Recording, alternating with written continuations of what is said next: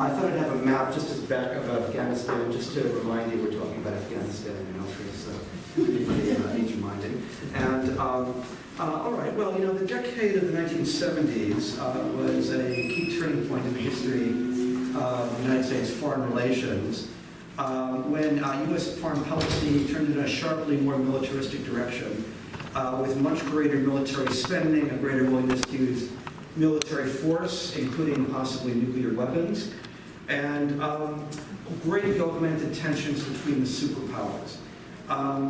You know, it's widely believed the shift began with Reagan in 1981. A closer examination shows it actually began very clearly with President Carter and then carried over to Reagan.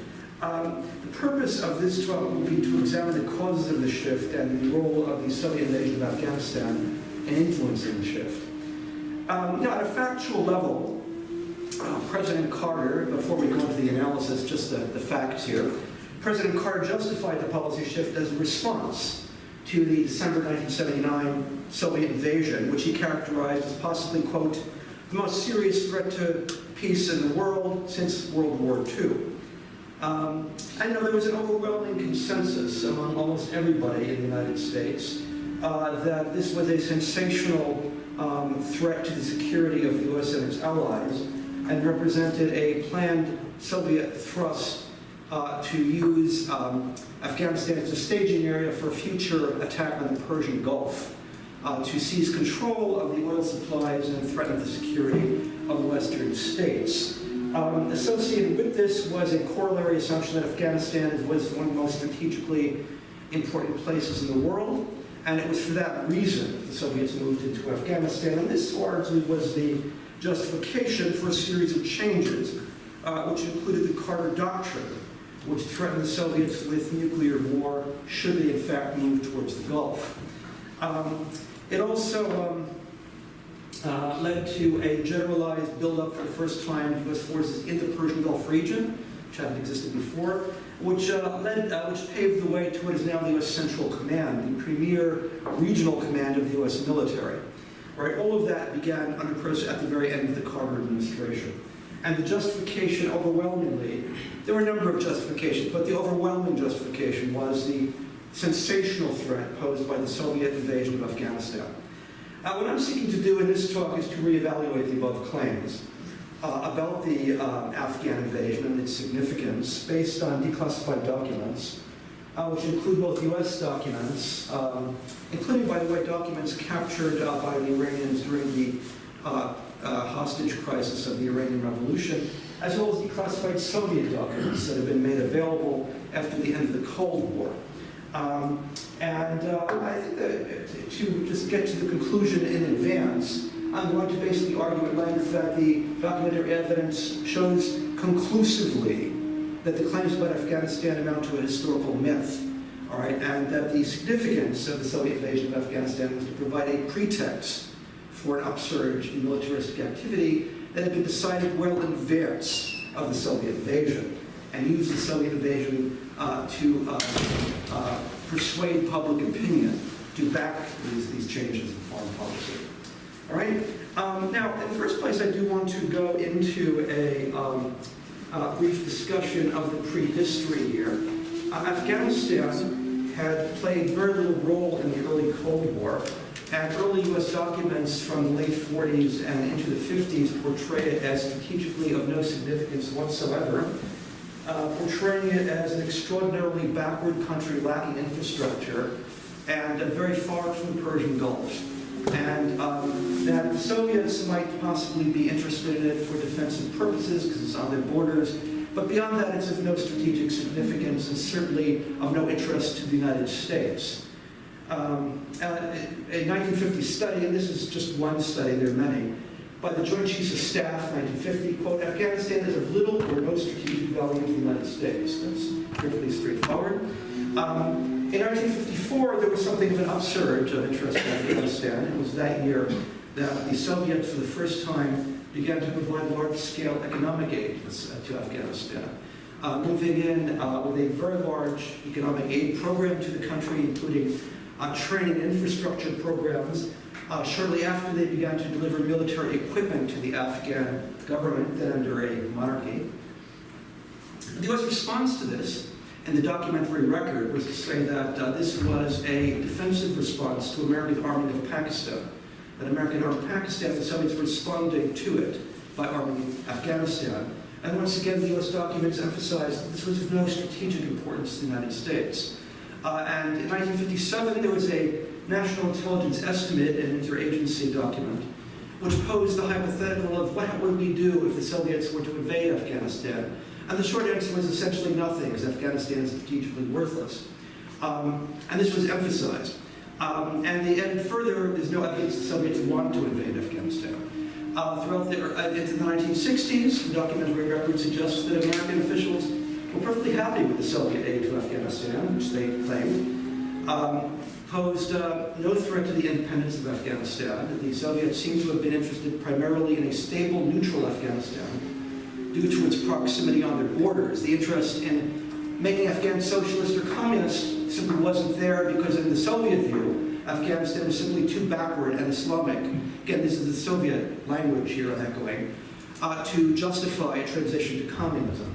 And their interest was in stability on their southern frontiers. Again, this is from the Soviet documents. This was not only in the documents, but also in the journalistic record. In 1973, a Wall Street Journal reporter traveled to Afghanistan and wrote an article that was entitled as follows: "Did the Soviets covet Afghanistan? If so, it's hard to figure out why." Right? And it underscored the fact that Afghanistan looked like a vast expanse of desert waste of no interest to anybody. That's a paraphrase, but a fairly close paraphrase. All right? And so you have a very long record, basically, of emphasizing the complete absence of any strategic value to Afghanistan. Now, the country's, a major change in the country occurred in 1974 when Henry Kissinger worked with Shah of Iran to try and shift Afghanistan out of a neutral status into a pro-Western status. With encouragement by Kissinger,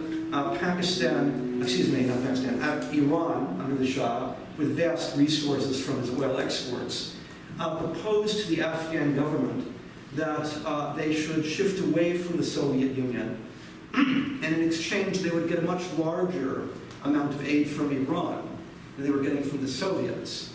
And simultaneous with this, Iran and Pakistani intelligence, again with assistance from the CIA, began an insurgency against the Afghan government among Islamic extremist groups. Basically a carrot and a stick strategy, that if you don't want to deal with us, we can destabilize your country, was the basic idea. And in response to both the carrot and the stick, the Afghan government acceded to the wishes of the Shah and agreed to the aid program, which exceeded that of the Soviet Union. He began training his military officers no longer in Soviet academies, but in pro-Western countries such as Iran and also the newly pro-Western Egypt. Although a few also went to academies in the United States. I don't believe West Point, but others, I think I'm not sure, I think Fort Leavenworth, but anyway. Also, there was a very small and largely insignificant Communist Party of Afghanistan called the People's Democratic Party of Afghanistan. And part of the arrangement with the Shah was the Afghan government had to repress the Communist Party. And this occurred in phases.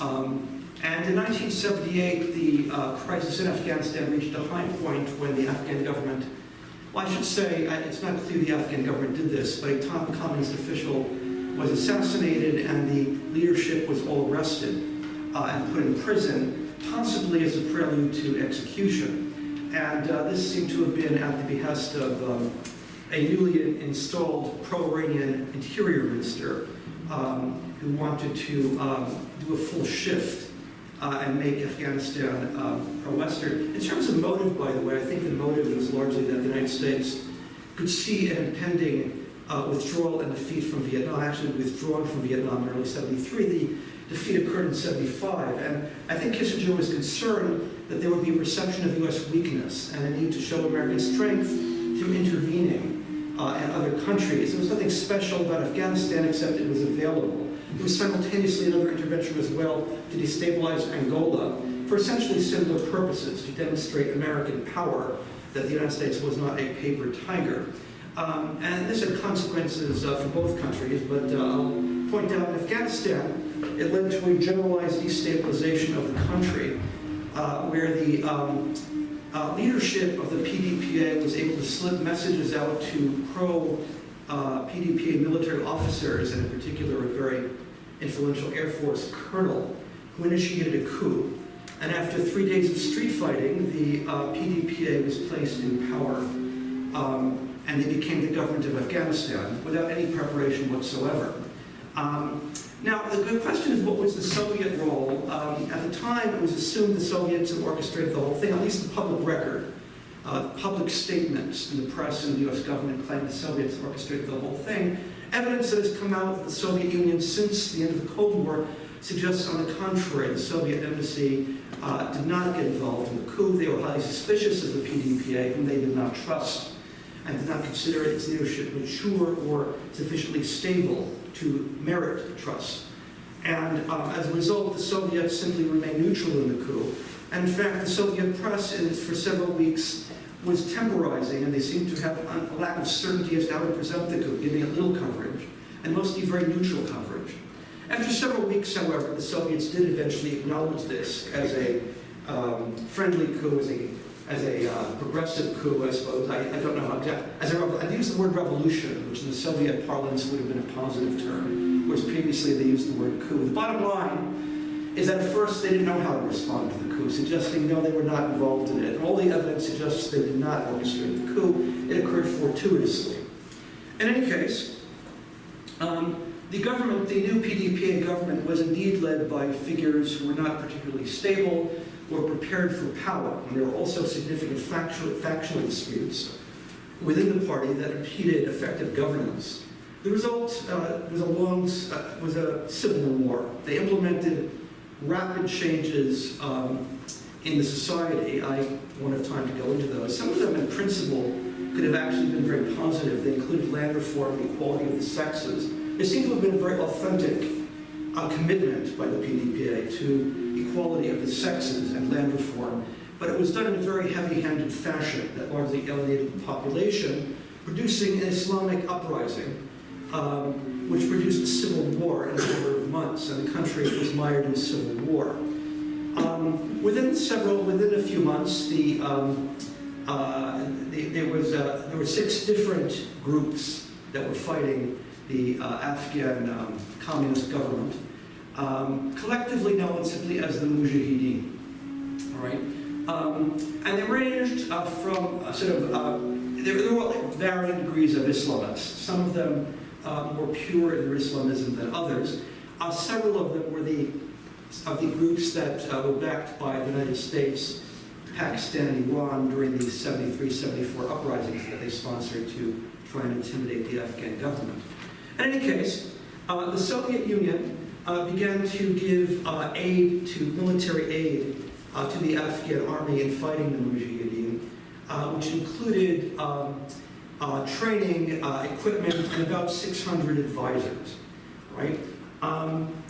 This eventually, before I go into further detail, I will note that though this led to a later Soviet invasion, the documentary record suggests that this was taken with extreme reluctance.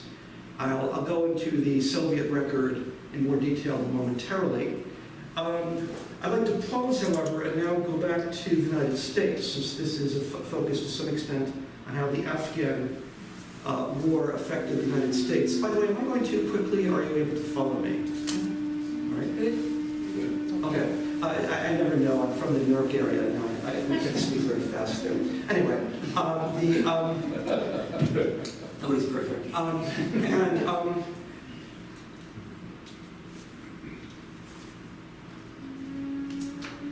In the United States, you had in the 1970s what was called the Vietnam Syndrome as a result of the very lackluster U.S. activity in Vietnam, leading to defeat in 1975. The American public had a very negative view of overseas military intervention. This is amply reflected in public opinion polling at the time. The U.S. government, beginning with Nixon, responded by substantially reducing military spending to its lowest level of the Cold War.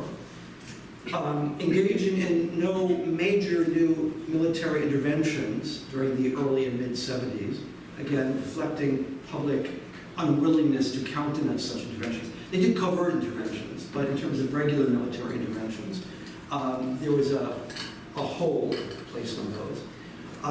And third, greatly improved relations between the superpowers reflected in the policy of détente. And the Cold War wasn't over, but it was reduced in intensity to a significant degree, reflecting the American public's unwillingness to go along with the much higher intensity of conflict of the earlier Cold War period, in turn reflecting the Vietnam syndrome. This resulted, however, in a backlash by a series of vested interests that were harmed by this shift in policy. And in particular, you had, this occurred mostly at an elite level, among significant elements of the military and intelligence services, as well as military industries, and also a large part of corporate America. There was a great deal of concern about the reduced military spending, as well as the perception of U.S. overseas weakness. Business publications of this era, both those concerned with military production and even those not concerned with military production, talked about the dangers associated with U.S. overseas weakness and the need to correct the problem.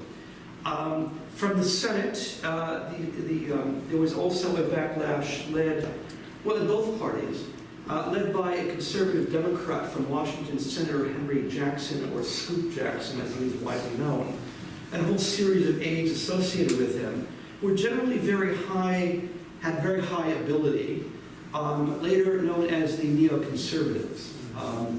Paul Wolfowitz and Richard Pearl probably being their two most important figures, beginning as aides to Senator Henry Jackson. I should add, by the way, the very conservative American labor movement, especially the AFL-CIO, was also part of this backlash. They had a very strong ideological anti-communism, born of the Red Scares of the 40s and 50s. The AFL-CIO was very much integrated into the backlash movement.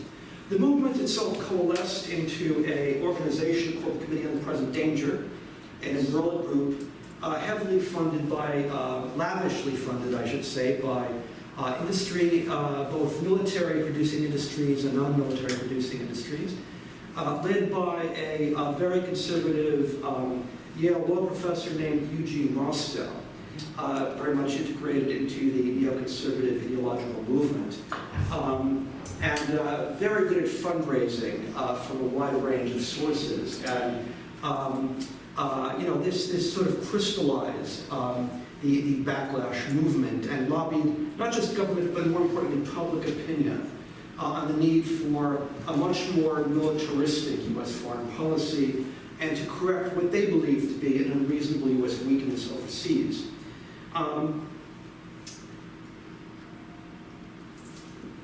Now, when President Carter was inaugurated, he continued the, shall we say, milder policies of détente begun with Nixon, and in fact even talked about the possibility in his first year in office of the Cold War gradually winding down. But he was gradually influenced by the Committee on the Present Danger from a number of different angles. One was from within his administration.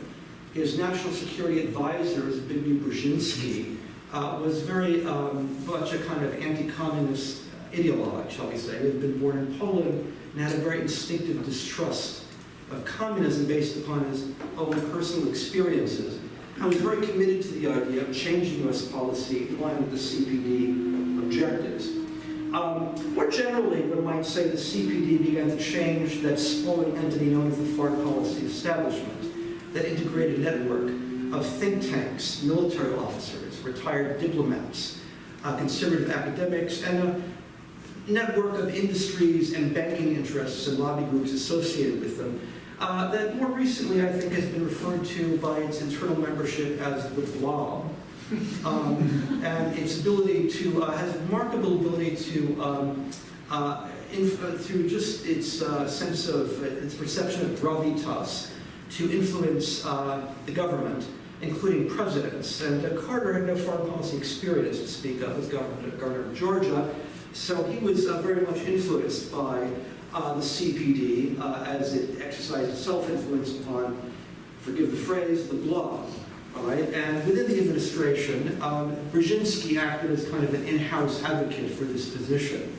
And gradually he did shift Carter's view. And by 1978, late 1978, Carter had already begun a foreign policy shift, initiating the first major increase in military spending since the late 1960s. And in the Washington Post, there's an article talking about how the military industries and their lobbyists are delighted, basically, with this tremendous new pipeline of weaponry that will be coming with the spike in spending that had already begun. The CPD, however, believed this was just the beginning, and it was not nearly enough for the spike in spending that they foresaw. And also they wanted a much more fundamental change in U.S. foreign policy, including eliminating détente, not just the word, which had already been downplayed, but all policies of negotiation with the Soviets replaced by military confrontation and a willingness to use force.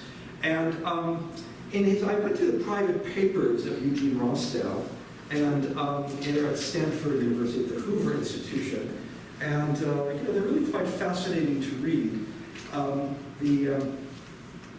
At one point, he was talking about how things are going well with Carter, but not well enough.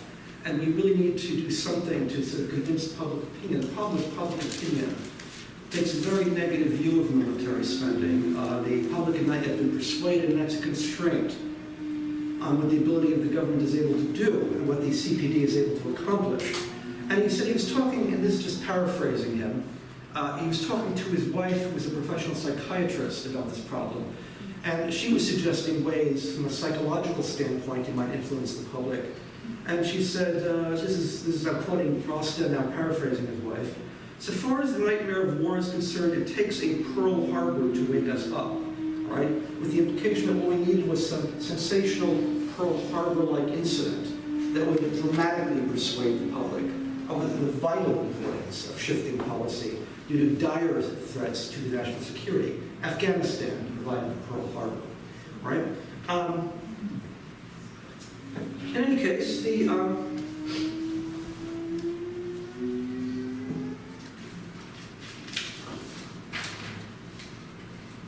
one more thing I should add, by the way, was that with regard to domestic politics, Carter was facing, Carter seems to have mostly been persuaded about the need to shift foreign policy. And as I said, he already shifted significantly military spending.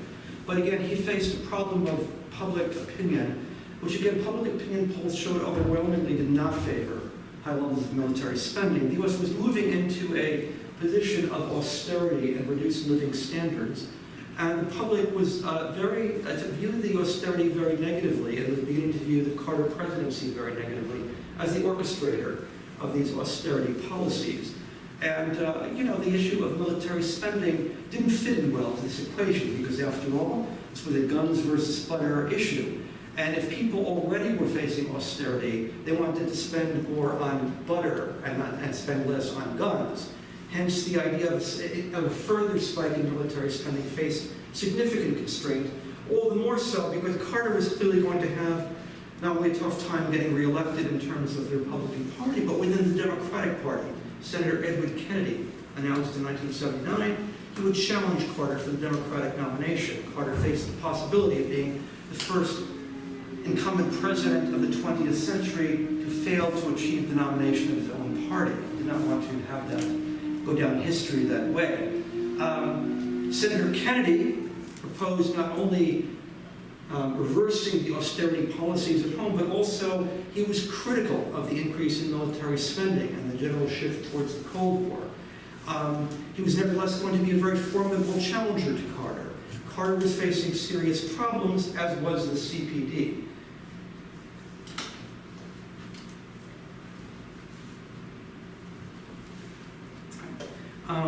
In any case, clearly there was some desire on the part of at least some of the people involved in this saga to await a Pearl Harbor event to justify the shift in spending and military and foreign policy. Now let us turn back once again, now that we've paused. We'll turn back to Afghanistan, what's going on in Afghanistan. Afghanistan had an interregnum here between the time of the communist takeover and the Soviet invasion, lasting a little over 18 months, during which there was a civil war going on. And in the context of that civil war, as I noted, the Soviets were backing, somewhat reluctantly, the Afghan government. The picture one had in the American press at the time, and I remember reading it at the time, I'm old enough to remember it, some of you in the audience, I guess, were as well. And well, the picture one got at the time was the PDPA was simply a puppet of the Soviet Union, and everything going on in Afghanistan was being orchestrated by the Soviet Union. The Soviet documents, I should add, by the way, the US documents tell a very different story. The US documents reference things like US diplomats in Kabul talking to Soviet diplomats and intelligence officers at cocktail parties and that kind of thing, and reporting back to Washington. The Soviet documents report directly on what the Soviets were doing at a very high level as well. And they say pretty much the same thing. The Soviets did not control the PDPA. On the contrary, the dominant faction of the PDPA was controlled of sort of what the Soviets viewed as leftist hotheads, were undertaking radical policies the Soviets did not favor, and the Soviets were openly contemptuous of their Afghan comrades. They sent down intelligence officers from both the Soviet Union and East Germany to try and manipulate the Communist Party to marginalize, particularly the foreign minister, Hafizullah Amin, regarded as a particularly hot-headed figure, and try and promote more moderate figures within the party unsuccessfully. And they expressed considerable frustration about this. In terms of their military activities, the Afghan army showed itself to be largely incapable of containing the insurgency, which grew and grew and grew. And the Afghan government, the communist government, again, this is from the Soviet documents, repeatedly, again and again and again, appealed to the Soviets to send regular Soviet forces into Afghanistan, claiming their own army could no longer be relied upon. Repeatedly, the Soviets refused and said, we'll give you aid, we'll give you advisors, but there is simply no way we're going to send combat forces. In none of these documents is there any enthusiasm for invading, right? Quite the contrary. In March 1979, there was a crisis when the city of Herat, I believe it was the third largest city in Afghanistan, was effectively taken over briefly by the Mujahideen, and a large part of a whole Afghan army division defected with their heavy equipment to the Mujahideen. It looked like the Afghan army was on the verge of disintegration. There was a fevered meeting of the Central Committee of the Soviet Union in Moscow at that time to consider fevered Afghan communist appeals to send in regular Soviet forces. And the meeting is very revealing and basically emphatically stated they will not send in Soviet forces. I'll read you some excerpts from it. This is from Yuri Andropov, who was the KGB chief at the time. Comrades, I've thought about this issue very carefully since yesterday, and I've concluded we should consider very seriously whether it would make sense to send our troops into Afghanistan. The economy is backward, the Islamic religion predominates, and nearly all the rural population is illiterate. I do not think we can uphold the revolution in Afghanistan without our bayonets. The idea is intolerable, and we will not risk it. Next, Andrei Gromyko, the foreign minister.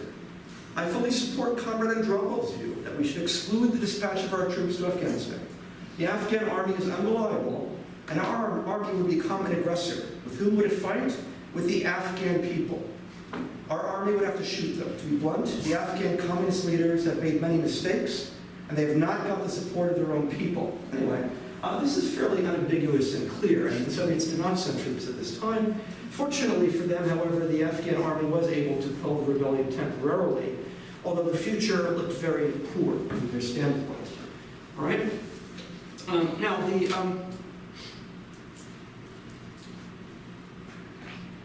In none of the Soviet documents from this period is there any discussion of Afghanistan as a staging area for further aggressive action. No mention whatsoever of the oil fields of the Persian Gulf. All right, that's a complete and total myth.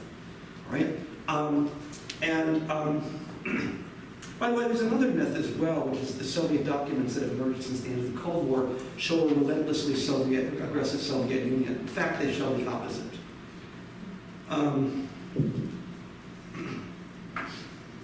In any case, a major change occurred in July of 1979 when the Carter administration made a key foreign policy decision strongly advocated by hardliners led by Brzezinski and the CIA. He signed what was called the CIA finding for covert operations, secretly launching U.S. aid to the Mujahideen. It was fairly small scale. I think it was about $1 million of so-called non-lethal military aid. But it was very significant in that this was, first of all, it was done in secret and to some extent contrary to public statements. The public statements were the U.S. was not backing the Mujahideen. Privately, clearly, we were. This was only revealed much later, of course. It seemed highly likely the Soviets found out about it, as I assume the United States expected them to find out about it. If one reads the Soviet press for this period, there's a lot of discussion of Western meddling and support of the Mujahideen. Soviet documents suggest they were afraid the United States was fully intending to occupy Afghanistan and use it as a base. There's no evidence that was true, by the way, but this was a kind of, shall we say, paranoid overreaction on their part to the U.S. aid. So the Soviets began rethinking their policy of not invading Afghanistan. Another change came in September of 1979, when the element of the Communist Party of Afghanistan, led by Hafizullah Amin, seized total power and eliminated the more moderate factions backed by the Soviets.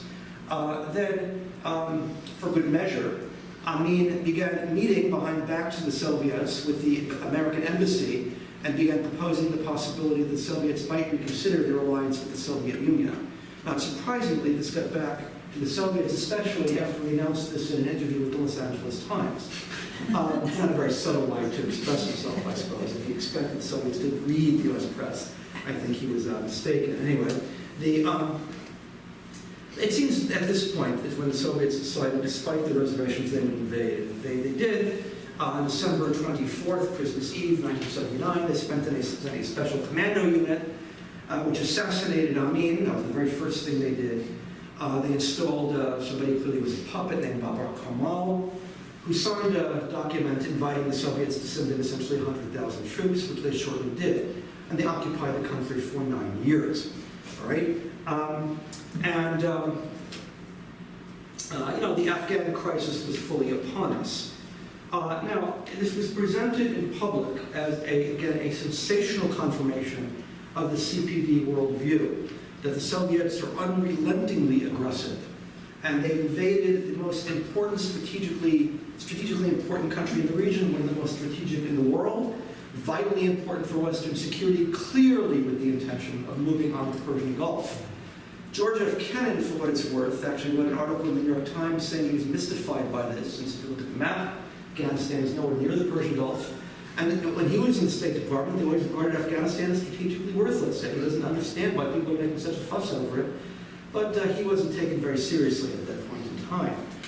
Besides Kennan, there was no significant dissent on this point. I think one of the things that helped was that really very few people knew anything about Afghanistan. And I think the lack of information about Afghanistan was quite helpful here in projecting a particular interpretation of what was going on in the country.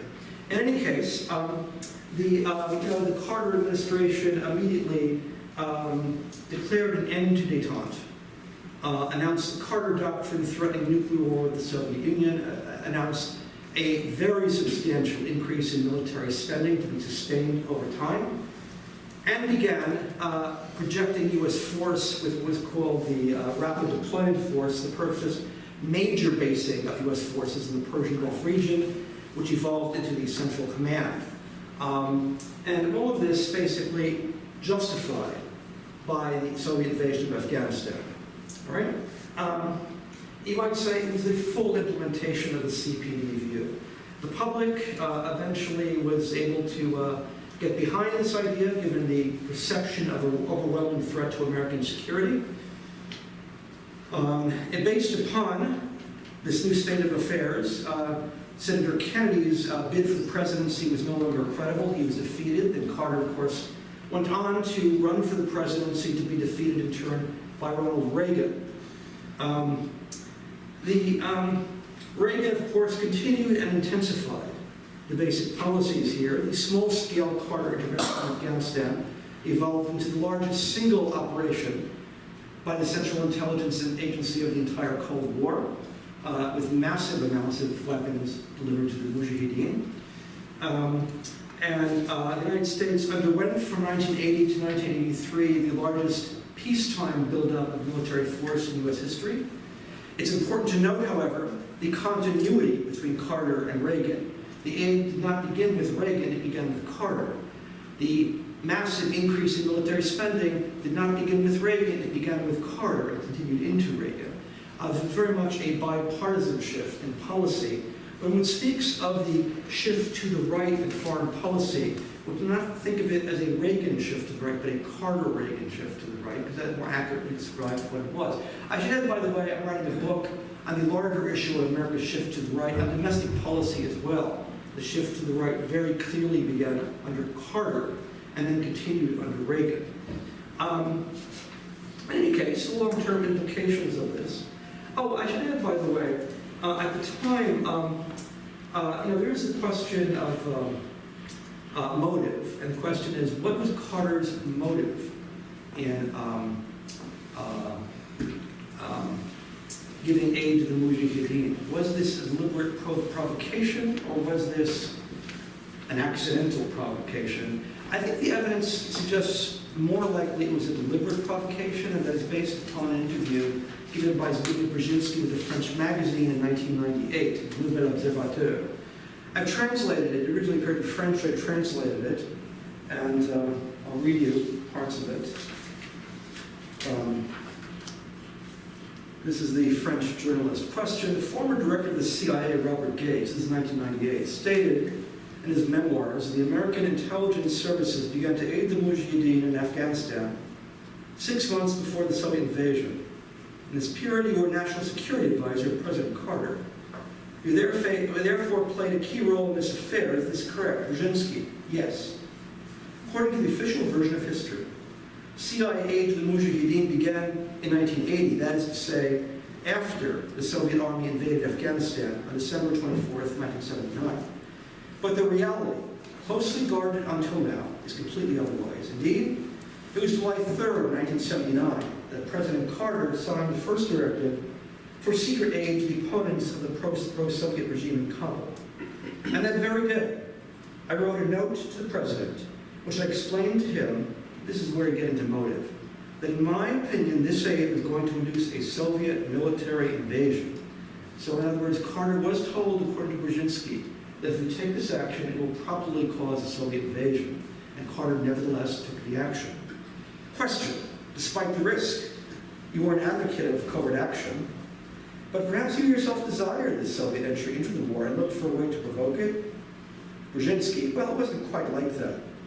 We didn't push the Russians to intervene, but we knowingly increased the probability that they would. If you look at that sentence, it's an interesting sentence. The first clause denies that he provoked it. The second clause acknowledges that he provoked it. So you decide which is true. Within the same sentence, he contradicts himself. But anyway. Question: well, the Soviets justified their intervention by asserting that they intended to fight against secret U.S. involvement in Afghanistan. Nobody believed them, and that's true. Nobody did believe it at the time. However, there was an element of truth in this. You don't regret any of this today? Then Brzezinski becomes very arrogant and starts insulting the interviewer. That's kind of the way he did things. Brzezinski: regret what? The secret operation was an excellent idea. It had the effect of drawing the Russians into the Afghan trap. And do you want me to regret it? Notice he says it had the effect of drawing the Russians into the Afghan trap, but they suggest, once again, this was an intentional act on his part, communicated to President Carter as such. And then he goes on. The day that the Soviets officially invaded across the border, I wrote to President Carter essentially, quote, we now have the opportunity of giving the USSR its Vietnam War. Right? With the implication, of course, he welcomed that opportunity and did it with the intention of giving them that opportunity. Right? Anyway, and it goes on from there. And so we do have, I think, some evidence that this was, in fact, orchestrated at least to some degree. I guess there is a question of whether or not Brzezinski is overstating his role, and there is a question of credibility of his statements in terms of the fact that Carter gave aid is beyond question. The documentation on that is clear. In terms of motive to provoke a Soviet invasion, Brzezinski claims that. Now, is he doing it out of boastfulness? Later on in the article, he comes very close to saying he personally defeated the Soviet Union in the Cold War.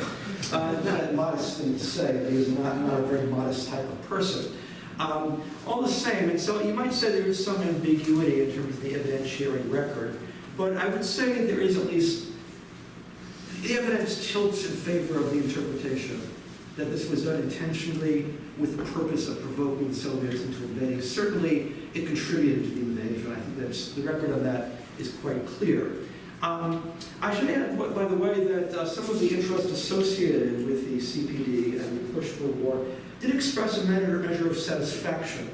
There was an article, I should say an editorial in Air Force magazine shortly after the invasion. Air Force magazine represents not only the uniformed service, but also the aerospace industry, which advertised very heavily in the magazine. And they sort of perfunctorily acknowledged their regret about the invasion, but then added, the Soviet invasion of Afghanistan can provide a catalyst for putting U.S. foreign and defense policy on the road to renewed credibility. And then they noted the analogy with the North Korea's invasion of South Korea in 1950. And they had North Korea's invasion of the South in 1950 triggered U.S. rearmament, with the hopeful implication maybe Afghanistan will do the same thing. The editorial concluded, quote, the Soviets once again may have inadvertently saved us from ourselves.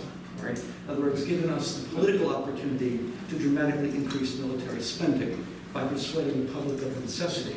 Anyway, the implications of this long term were, clearly a revival of the Cold War into a new phase. For Afghanistan, it involved a 40-year destabilization of the country, from which it has not to date recovered.